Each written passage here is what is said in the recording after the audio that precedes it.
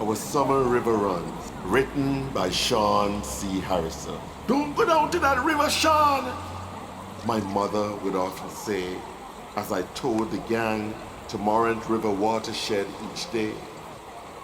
Summers were easygoing and devoid of any care, for boyhood was pure bliss and never entertained fear. And as the sun stung our skin like firebrands from the sky, our journey would begin down to that sweet by and by. We were seen as well-to-do by the ragged ghetto boys, but little did they know. Few at home were my joys, and that little piece of heaven they lent to us each time made me forget I was always duty-bound to shine. A normal boy diving in and out of the water's womb, a welcome respite from my dark, lonely room. But one thing I never knew exactly how to do was the famous sea lick that made one's hide black and blue.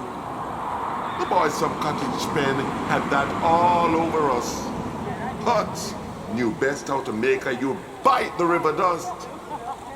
I never encountered an eel's terrible teeth for once, though the alarm would ring falsely when some got the chance. We'd scamper away, finding it was all a fake, and laugh at our cowardice for the fabled water snake. Greg, Junior, Sean, Kevin, Omar, the two Marks, my friends. Little did we know how soon our childhood ends, that we'd scamper away all too soon, growing up for good, leaving new children to our old neck of the woods. No longer would we, blackened by the cruel sun, and in turn whitened, water-soaked, make our summer river runs.